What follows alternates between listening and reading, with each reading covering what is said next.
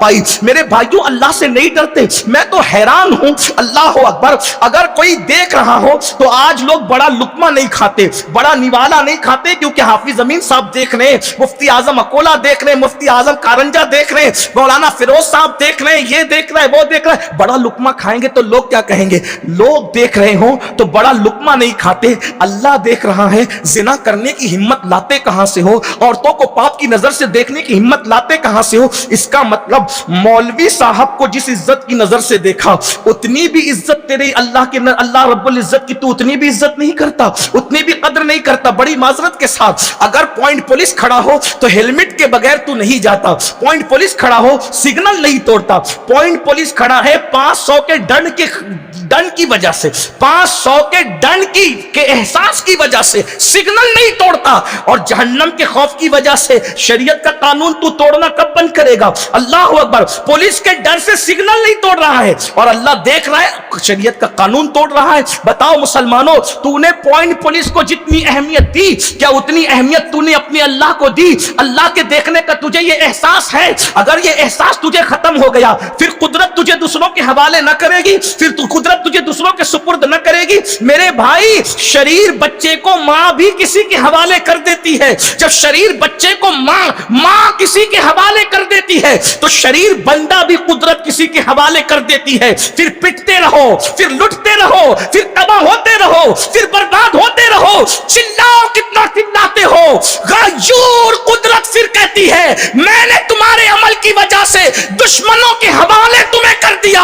अब मेरी मदद तुम पर नहीं आएगी। क्या अल्लाह के रसूल का ये फरमान तुम्हारे कानों से नहीं टकराया मेरे भाई, कि मेरे आका ने फरमाया, जो जानबूझकर नमाज छोड़ दे, अल्लाह उससे अपनी रहमत की चादर हटा लेता है। अल्लाह अकबर। जिससे कुदरत चादर रहमत हटा ले, जो अल्लाह की पनाह के बाहर कर दिया जाए, उसकी कौन मदद कर सकता है? उसकी कौन इमदाद कर सकता है? गुनाह ने हमें तबाह किया। याद रखना, मैं किसी की सफाई पेश करने नहीं आया, एहतिसाब की बात करने आया हूं। अल्लाह की कसम, मैं सियासी आदमी नहीं, ना किसी सियासी लीडर से मुझे दिलचस्पी है, ना कोई दोस्ती है, ना दुश्मनी। लेकिन एक बात कहूं, लीडरों ने हमारा कुछ नहीं बिगाड़ा है, हमारे गुनाहों ने हमारा सब कुछ बिगाड़ा है।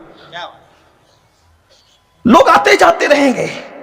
अगर यहां और दुनिया में कोई मुनकिर इस्लाम की बजाय कलमा पढ़ने वाला भी हो, चले देख लें। एक मिसाल के तौर पे, फला मुल्क में कलमा का इनकार करने वाला है, वो जुल्म कर रहा है, तो सीरिया में तो कलमा पढ़ने वाला है, वो क्यों जुल्म कर रहा है? बात तो कलमे की, वो कलमा नहीं पढ़ता इसलिए हमारा दुश्मन है। भाई, सीरिया वाला तो कलमा भी पढ़ रहा है, फिर वो क्यों दुश्मन है? वो क्यों दुश्मन? कलमा न पढ़ने वाला दुश्मन है, तो तुम्हारा कलमा पढ़ने वाला भी तो दुश्मन है। ये क्यों है? अमाल। आइए मिशकात शरीफ की एक हदीस का मफहूम पढ़ देता हूं और बात को समेटते हैं। का अल्लाह करे बात उतने बोलता हूं। हाँ जी बोलता हूं, समेटते हुए बोलूंगा तो बात हो सकेगी, वरना मैं बहुत दूर न चला जाऊं। मिशकात शरीफ की हदीस है, गौर से सुनना। हालात कैसे बदले? देखिए, मैं एक बात आपको कहूं, तवज्जो करें। हालात कितने भी बिगड़ जाए, आप कभी उलमा को परेशान नहीं देखेंगे। हालात कितने बिगड़ जाएं, उलमा को आप परेशान नहीं देखें। हालांकि उलमा की आमदनी हमारे सामने है, उलमा की आमदनी हमारे सामने है। अगर हम महीने का 50,000 कमाते हैं तो ये 5 से 8,000 कमाते हैं। लेकिन जितना हम परेशान होते हैं ये नहीं। अगर सच्चा आलिम है, तवज्जो करना, सच्चा आलिम कौन? बड़े मदरसे का फारिग को मैं सच्चा आलिम नहीं कहता, वरना मेरी निगाह में इब्ने तैमिया जैसे लोग मौजूद हैं। बड़े मदरसे के फारिग को हम सच्चा आलिम नहीं कहते। सच्चा आलिम कौन है? इन्नमा यख्शल्लाह मिन इबादिहिल उलमा। कुरान कहता है सच्चा आलिम वो है जो अल्लाह से डरने वाला है। अल्लाह के बंदों में सबसे ज्यादा डरने वाले इल्म वाले हैं। जिसका इल्म जितना ज्यादा होगा, वो अल्लाह से उतना ज्यादा डरने वाला होगा। हम मदरसे की बुनियाद पर आलिम का जो है वो मेयार कायम नहीं करते, बल्कि खशियत रब्बानी की बुनियाद पर आलिम का मेयार कायम करते हैं। हम सनदों की बुनियाद पर आलिम को नहीं मानते, हम खशियत की बुनियाद पर आलिम को मानते हैं। हमने देखा, अल्लाह अकबर, शेख अब्दुल कादिर जिलानी जैसा आलिम, अल्लाह अकबर, दुनिया ने कहां देखा है? गरीब नवाज जैसा आलिम दुनिया ने कहां देखा है? साबिर पाक जैसा आलिम दुनिया ने कहां देखा है? निजामुद्दीन महबूब इलाही जैसा आलिम दुनिया ने कहां देखा है? अब मैं आपको बताऊं, پریشان ہو کر تو آیا ہے، یہ تاریخ ملتی ہے۔ خلجی آیا ہے حضرت محبوب الہی جیسے عالم کے پاس، گوری آیا ہے پریشان ہو کر معین الدین جیسے عالم کے پاس، لیکن محبوب الہی کبھی خلجی کے دروازے پہ نظر نہیں آتے۔ دیکھ لیں آپ، وقت کا شہنشاہ ہاتھ جوڑ کر کھڑا ہے عالم کی بارگاہ میں، لیکن عالم کسی شہنشاہ کے پاس کبھی کھڑا نظر نہیں آیا۔ چیلنج ہے، واقعی جو عالم ہے کبھی شہنشاہ کے آستانے پہ، کیوں؟ اس لیے کہ جو خدا کے آستانے پہ کھڑا ہے اسے پھر دوسرے کے آستانے پہ کھڑے ہونے کی کبھی ضرورت پیش نہیں ہے۔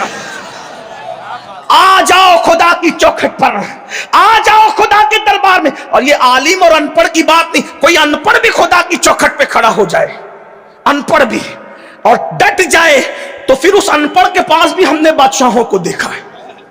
ہاں، ان پڑھ کے پاس بھی بات، لیکن ان پڑھ لوگوں کی بات نہیں کرتا کیونکہ پڑھو لکھو کی محفل۔ لیکن ایک بات آپ سے کہتے، محبوب الہی جب لنگر کرتے تھے اس زمانے میں، دیکھیے آپ حیرت ہوگی کہ علماء ہمیشہ آپ کو کھلانے والے ملیں گے، عالم ربانی۔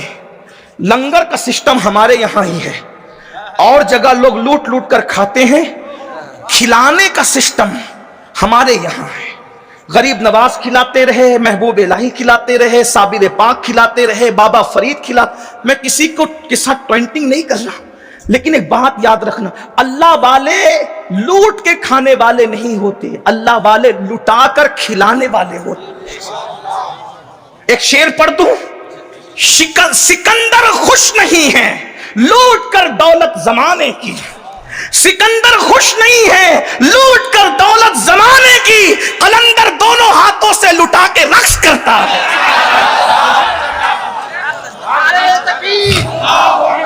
نعرہ تکبیر۔ اور یاد رکھو، اللہ والے جب تک زمین کے اوپر تھے تب بھی کھلا رہے تھے، اور زمین کے اندر چلے گئے اب بھی کھلا رہے ہیں۔ بس فرق اتنا ہے، پہلے خود کھلا رہے تھے اور اب حافظ امین کو بہانہ بنا دیا کہ رجب کی 22ویں آئے تو جعفر صادق میرا امام کہتا ہے کھلاؤں گا میں، ذریعہ حافظ امین بنیں گے۔ 11ویں آ گئی تو غوث پاک کہہ رہے کھلاؤں گا میں لیکن ذریعہ مفتی عبد المجید بنیں گے، کھلاؤں گا میں مگر ذریعہ فلاں فلاں عبداللہ عبد الرحمن بنیں گے۔ یاد رکھیے یہ روحانی تصرف ہے، لیکن بہرحال اگر آپ کہیں گے قرآن سے اس کا ثبوت دے تو میں جذباتی بات کرنے کی بجائے قرآن جہنمیوں کی نشانی ہے کہ وہ کھلاتے نہیں ہیں۔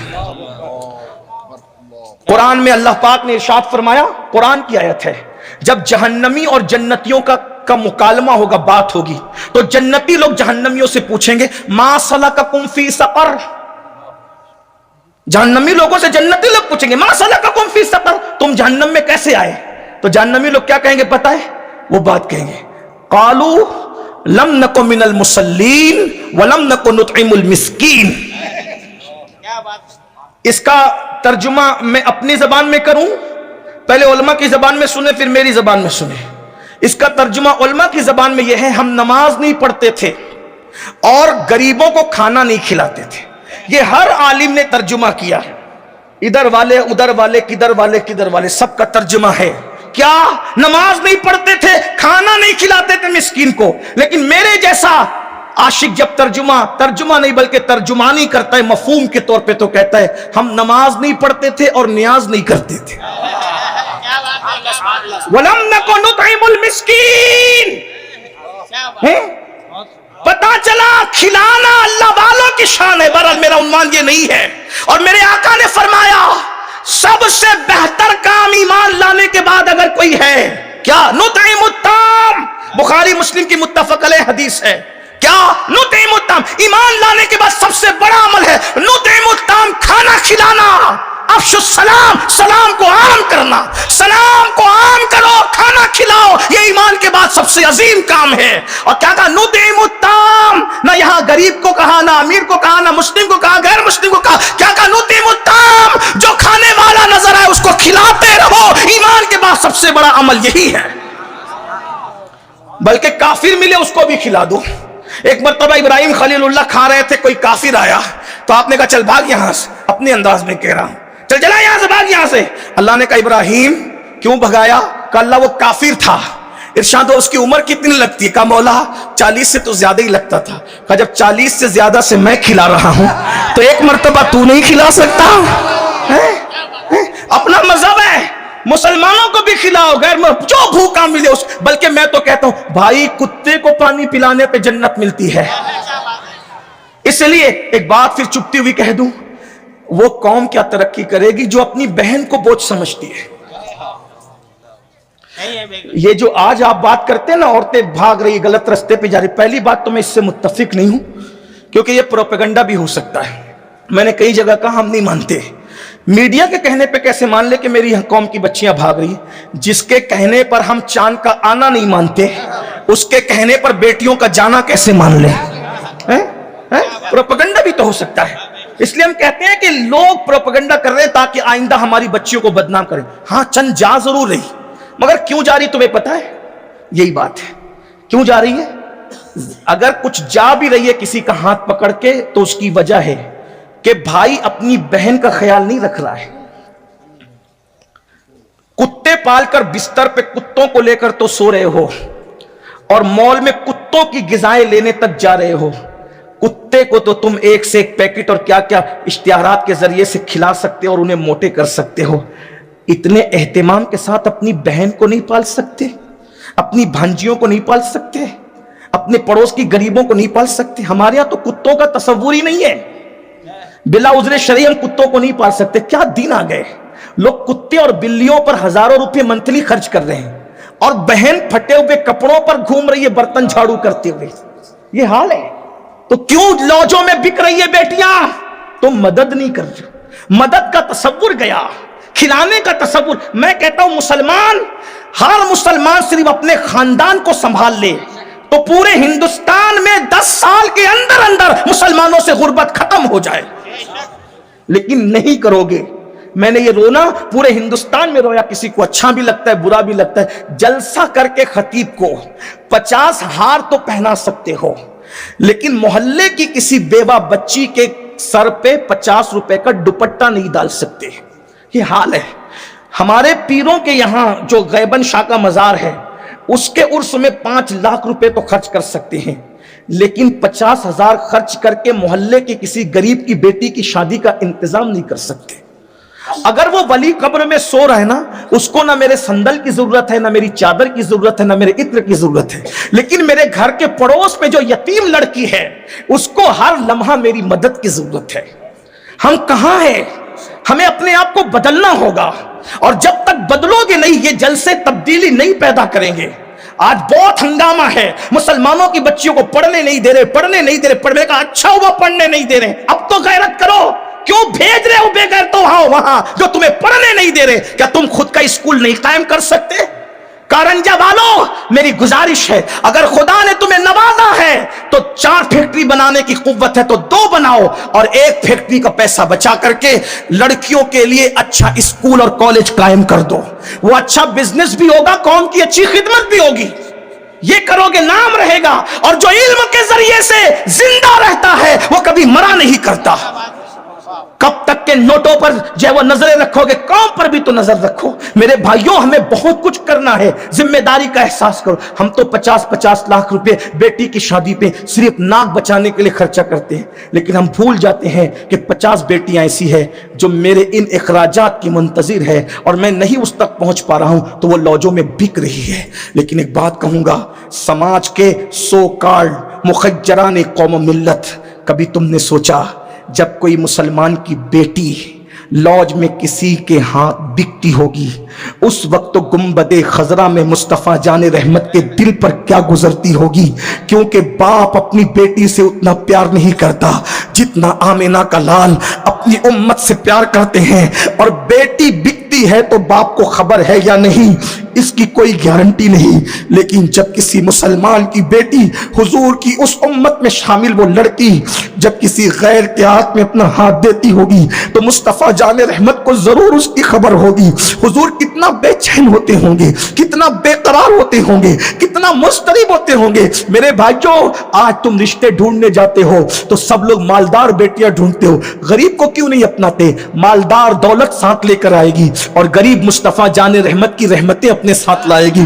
آپ کیا سمجھ رہے ہو بھائیو؟ یہ جلسے صرف دکھانے کے لیے نہیں. ہاں بہت علماء تھے اور بہت تقریریں ہوئی تھی اور بہت بھیڑ تھی. نہیں، قیامت کے دن حضور کو کیا منہ دکھاؤ گے جب جاؤ گے نا شفاعت کی بھیک مانگنے میرے آقا کے پاس؟ اللہ نہ کرے، ہزار بار نہ کرے، حضور نے تیرا دامن پکڑ کر کے پوچھ لیا، او ظالم، میری قوم کی بیٹیاں، میری امت کی بیٹیاں لوجوں میں بک رہی تھی اور تو 50 لاکھ روپے اپنی بیٹی کی شادی پہ خرچ کر رہا تھا اور تو عیاشیاں کر رہا تھا اور تو جو ہے عرس کے نام پہ 10 لاکھ خرچ کر رہا تھا. اس وقت آپ کا پاس جواب کیا ہوگا؟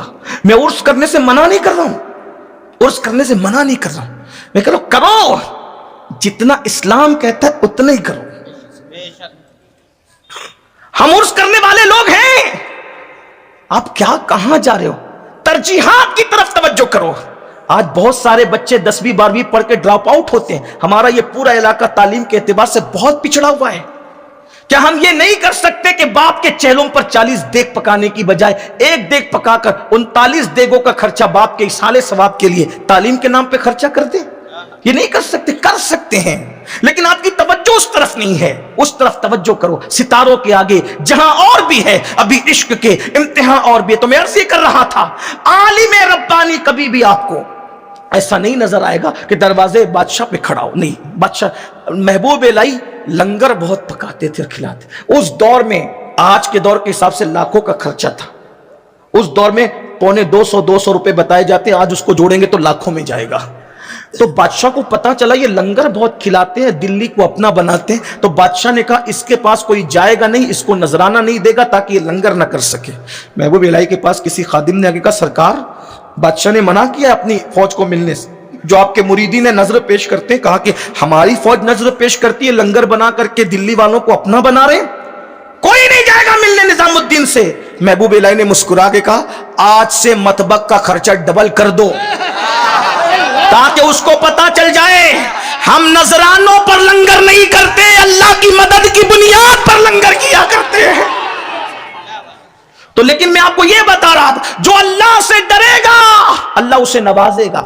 حضور کا فرمان ہے، بلکہ قرآن کی آیت بھی ہے، جو اللہ سے ڈر کے گناہ کو چھوڑ دے اللہ اس کو ایسی جگہ سے روزی عطا کرتا ہے جہاں اس کا گمان بھی نہیں جاتا. یہ سب مسائل اپنے گناہ کی وجہ. گناہ چھوڑ دو بس. میں حدیث پڑھ رہا تھا، اس کو پڑھ کر کے پھر آگے بڑھتے ہیں. حدیث پاک مشکات شریف کے اس کا مفہوم پڑھا. اللہ پاک ارشاد فرماتا ہے، حدیث قدسی، غور سے سننا. اللہ پاک فرماتا ہے میں ہی اللہ ہوں. وہ کہتا ہے میں ہی خدا ہوں، بے شک تو ہی خدا ہے.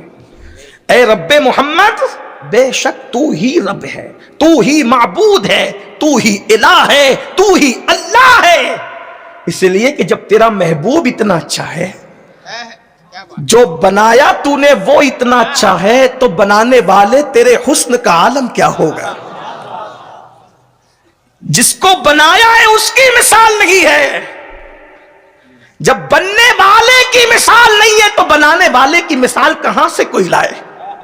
ارے بننے والا جس کو بنایا وہ بننے میں وحدہ لا شریک ہے، اور ان کے حسن کا عالم یہ ہے کہ کہنے والوں نے یہاں تک کہا کیا حسن ہے اے سید ابرار تمہارا، اللہ بھی ہے طالب دیدار تمہارا. اور کیوں دید کے مشتاق نہ ہو حضرت یوسف، اللہ کا دیدار ہے دیدار تمہارا. لم یاتی نظیروں کا فی نظر مثلے تو نہ شد پیدا جانا، جگراج کو تاج تورے سر سوئے ہے تجھ کو شہد و سرا جانا. لک بدر فی الوجہ الاجمل خطال معذو فابر اجل تورے چندن چندر پرو کنڈل رحمت کی بھرن برسا جانا. ان کے حسن کا اندازہ کون کر سکتا ہے جب بننے والے کے حسن کا یہ عالم ہے جس نے بنایا ہوگا. وہ کہتا ہے میں ہی اللہ، بے شک تو ہی اللہ. پھر اللہ فرماتا ہے میں ہی الہ ہوں، میں ہی اللہ ہوں، بے شک تو ہی اللہ.